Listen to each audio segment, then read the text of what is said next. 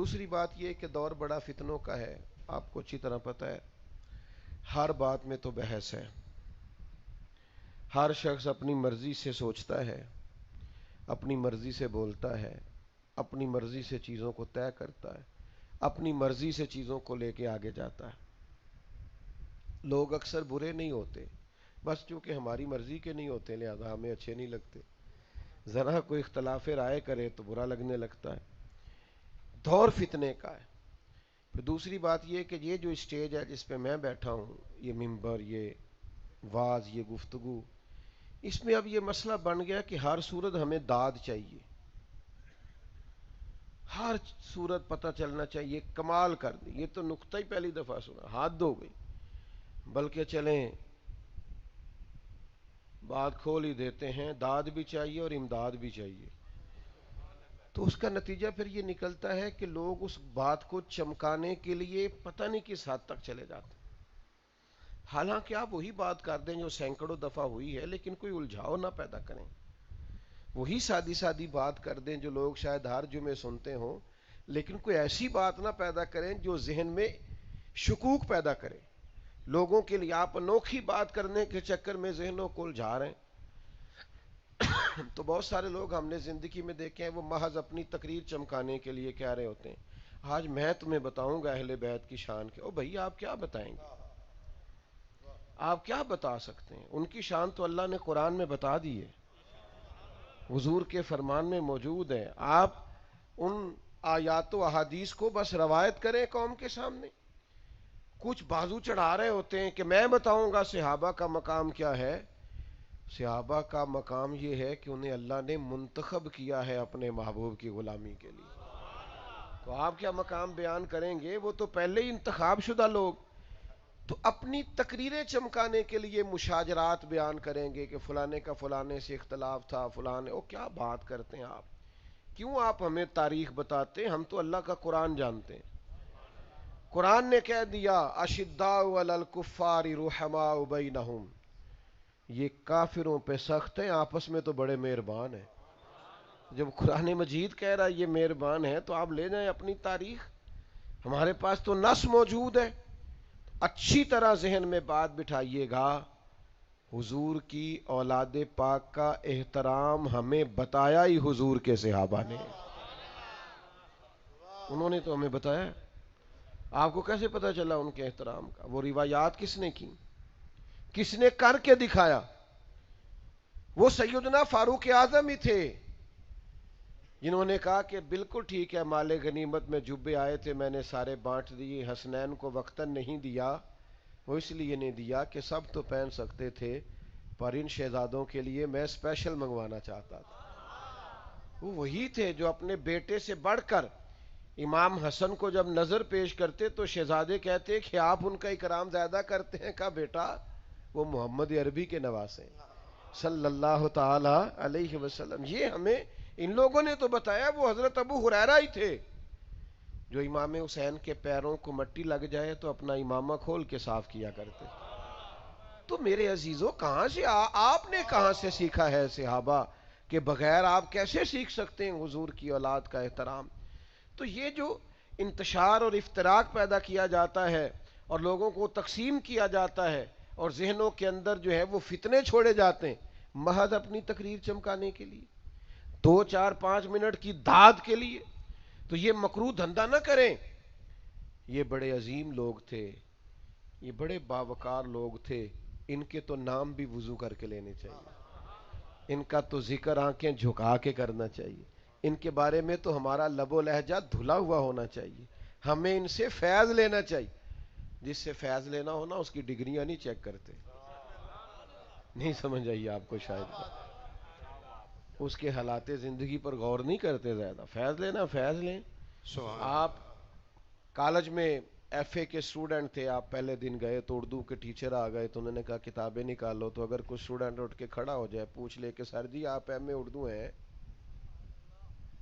یا یہ بتائیے اگر ہیں تو پھر اس کے بعد آپ نے ایم اے کے بعد ایم ایڈ کیا تھا، اور پھر یہ بتائیے کہ آپ سفارش پہ ہیں کہ میرٹ پہ ہیں، تو میرا خیال ہے استاد ہاتھ باندھ کے سارے سوالوں کے جواب دے گا. انہوں نے کہنا تو نکلنا باہر. تو شاگرد ہے، تیرا کام کوئی نہیں. یہ کوئی مجھ سے بڑا بات کرے، یہ کوئی بڑا آ کے پوچھے تو کون ہوتا ہے؟ تو شاگرد ہے تو کتاب کھول، سبق پڑھ. انہوں نے سیکھنا ہوتا ہے، وہ ڈگریاں نہیں دیکھتے. ہم تو صحابہ اور اہل بیت کے غلام ہیں. ہمیں تو نبی پاک نے کہا ہے صحابہ ستارے ہیں اور اہل بیت کشتی نوح ہیں. ہمیں تو اس کشتی میں بیٹھ کے اپنے آپ کو بچانا ہے طوفانوں سے، بجائے اس کے کہ ہم وہاں بیٹھ کے فیض پاتے. ہم عجیب چکر میں پڑ گئے. اور آپ نے ناراض نہیں ہونا، چگلی بڑا مزیدار کام ہے ظاہری طور پہ، معاذ اللہ. حضرت عیسیٰ علیہ السلام فرماتے ہیں بندہ جب چگلی کرتا ہے نا تو شیطان اس کے منہ کو شہد لگا دیتا ہے. انہاں تعریفاں دا مزہ نہیں آندا جنہ غیبتاں دا ہوندا ہے، معاذ اللہ.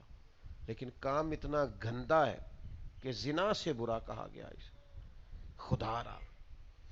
اب اتنے ہم اوپر چلے گئے ہیں کہ ہمیں کوئی نہیں ملا تو ہم صحابہ تک ہاتھ ڈالتے، اہل بیت کی بات کرتے. یہ بہرحال یہ بڑی مکروہ اور چھوٹی حرکت ہے. علامہ اسماعیل حقی نے کیا خوبصورت بات لکھی ہے. فرماتے ہیں حضور علیہ السلام ایک مقام پہ تشریف فرما ہے اور جگہ بظاہر تھوڑی تھی، تمام صحابہ وہاں جمع ہو گئے تو حضور کے قدموں سے لگ لگ کے گویا صحابہ بیٹھے تھے. مزید کسی ایک شخص کی بھی اس کمرے میں گنجائش ظاہری طور پر نہیں تھی. اچانک مولا علی شیر خدا تشریف لے آئے.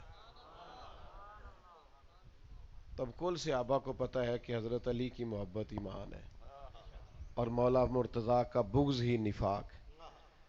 تو ہر ایک آدمی اٹھنا چاہ رہا تھا کہ میں اٹھوں اور جگہ دوں، لیکن سب سے پہلے وہی اٹھے جن کا نمبر پہلا ہے، حضرت ابو بکر صدیق. نعرہ تکبیر، نعرہ رسالت، نعرہ تحقیق، نعرہ حیدر. حضرت صدیق اکبر رضی اللہ تعالیٰ عنہ اٹھے، جگہ خالی کی، مولا مرتضیٰ شیر خدا کا دست مبارک تھاما، اپنی جگہ پہ لا کے بٹھایا. بات ہی بڑی عجیب ہو گئی، منظر ہی بڑا حسین ہو گیا. کچھ باتیں صرف تقریروں سے نہیں بدلتی، بعض انداز ایسے ہوتے ہیں کہ اس سے بھی رکت پیدا ہو جاتی ہے.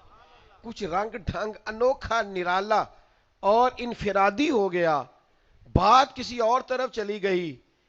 کوئی کیا تبصرہ کرتا، کلیاں یوں مہکیں اور پھول یوں کھلے کہ خود حضور ہی بولے. اور کریم فرمانے لگے تم نے دیکھا ہے ابو بکر نے کیا کیا؟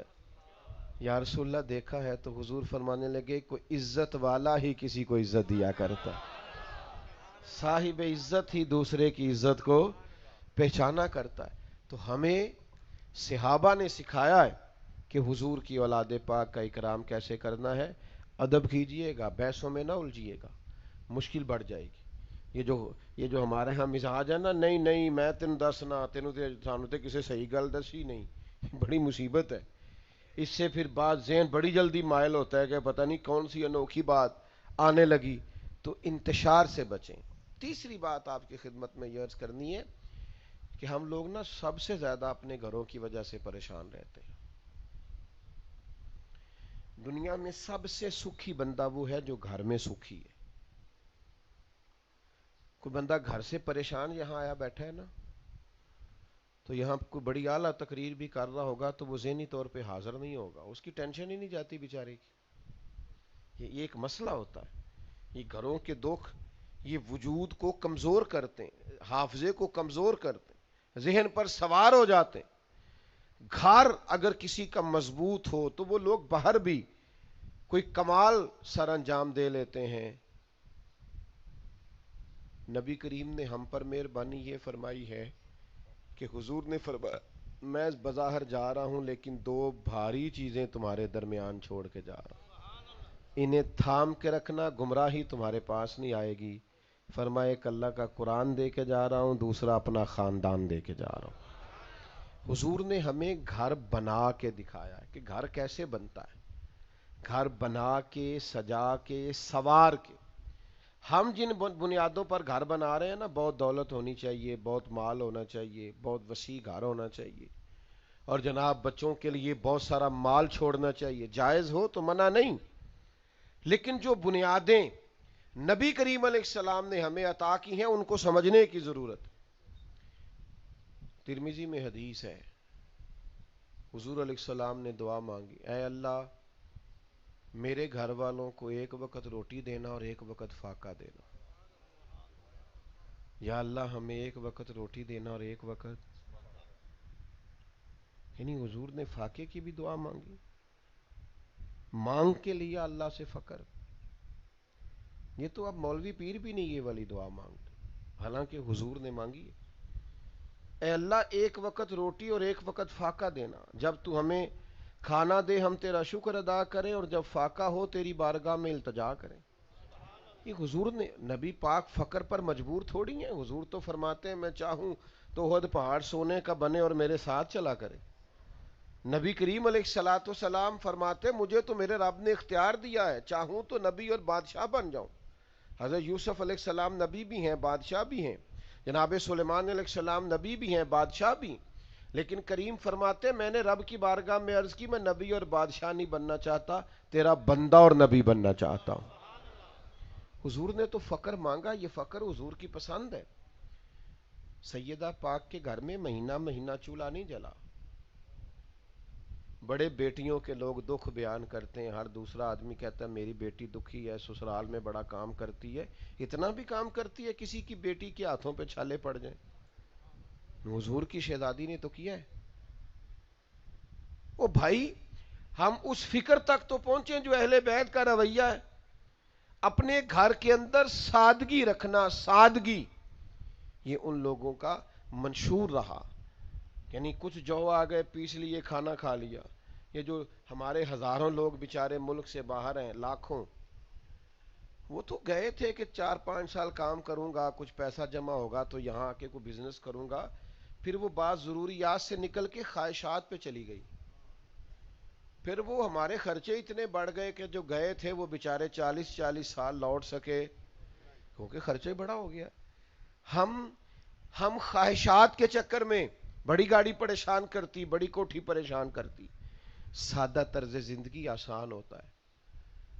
جو لوگ زیادہ مہنگے جوڑے نہیں پہنتے ان کو ٹینشن بھی نہیں ہوتی کہ ہمیں کو دیکھ رہا ہے کہ نہیں. وہ جہاں جگہ ملے بیٹھ جاتے ہیں، پچھلی صفوں میں بیٹھ کے بھی محفل کا مزہ لے لیتے ہیں. لیکن جنہوں نے مہنگے مہنگے جوڑے اور مہنگے مہنگے بال بنوائے ہوتے ہیں وہ کہتے ہیں انہیں پیسے لاتے نے ویندا ہی کوئی نہیں. تو اہل بیت نبوت کا طرز زندگی نہایت سادہ ہے، اس سادگی کو اختیار کریں. دوسری بات، سیرت کی ساری کتابیں پڑھ لیں جو اہل بیت نبوت کے حوالے شریفہ پہ لکھی گئیں. ہر کتاب میں ملے گا کہ مہینہ مہینہ چولہا نہیں جلتا تھا، پر اسی مصنف نے چند صفحے چھوڑ کے یہ بھی لکھا ہوگا اپنے گھر مہینہ چولہا نہیں جلا، پر جو دروازے پہ آیا اسے جھولی بھر کے عطا فرمایا. کبھی کوئی گھر کی چیز بیچ کے بھی دینا پڑا ہے تو انہوں نے سخاوت کو نہیں چھوڑا، کمال کر دیا. سیدہ پاک نے ایک دفعہ گھر کا کمبل بیچ کے مہمانوں کی مہمان نوازی. وہ میرے عزیز دوسروں کو دینا ہے تو ہر صورت عطا کرتے ہیں. یہاں تو آپ کو پتہ ہے لوگ فقیر کو دینے کے لیے سب سے چھوٹا نوٹ تلاش کرتے ہیں، مانگنے والے کو دینے کے لیے جو کپڑا پہننے کے قابل نہ رہے وہ دیتے ہیں. حالانکہ قرآن مجید نے کہا محبوب چیز رب کی بارگاہ میں خرچ کرو. تو میرے عزیز ایک تو وہ سادہ طرز زندگی والے تھے، دوسری بات یہ کہ ان کے مزاجوں میں سخاوت تھی. اہل بیت نبوت کا ایک ایک فرد سخاوت کا بادشاہ، سخی ہوتے ہیں. تیسری بات یہ کہ یہ مصلے سے جڑے ہوئے لوگ ہوتے ہیں. میری نسبت بڑی تگڑی ہے تو آپ 5 نمازیں بھی نہیں پڑھتے. نسبت والوں پہ تو وزن ہی بڑا ہوتا ہے.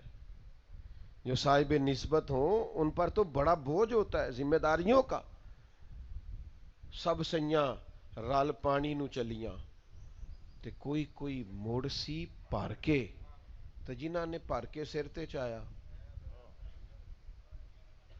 وہ تے پھر قدم رکھن ڈر ڈر کے. جن کے سر پہ ذمہ داری کا بوجھ ہو، نسبت بڑی ہو، وہ تو بڑے محتاط لوگ ہوتے ہیں، تقوی والے ہوتے ہیں. وہ تو کوشش کرتے ہیں نماز کیا میری جماعت بھی قضا نہ ہو. اہل بیت نبوت کا اتنا تعلق ہے مصلے سے کہ امام حسن فرماتے میری اماں عشاء پڑھ کے مصلے پہ بیٹھتی تھی، پاک محبوب کی پاک بیٹی، اور فجر کی نماز تک وہ نماز ہی پڑھتی رہتی تھی. تو یہاں اتنی جلدی ہے مسجد سے نکلنے کی. مولوی صاحب آپ نے پوری 2 آیتیں زیادہ پڑھ دی. پتہ ہی نہیں تھا ہم کتنے مصروف ہیں، آپ تو فارغ رہتے ہیں. وہ ذوق ہی نہیں، محفلیں لمبی، گپیں لمبی، اور فلانا کام لمبا اور نماز چھوٹی. تو اہل بیت نبوت کا تو سجدے سے تعلق ہے. 3 دن کربلا میں پانی بند رہا ہے، عبادت 1 منٹ کے لیے بھی بند نہیں ہوئی. پانی بند رہا ہے، تلاوت بند نہیں ہوئی. تو وہ کون سا محب اہل بیت ہے جس کا عبادت سے رشتہ نہیں، جس کا قرآن پاک سے تعلق نہیں، جس کا یہ ذوق ہی نہیں کہ اپنے رب سے جڑے؟ وہ کون سا محب اہل بیت ہے؟ باتیں چونکہ زیادہ نہیں کرنی، بس سمیٹنے لگا ہوں.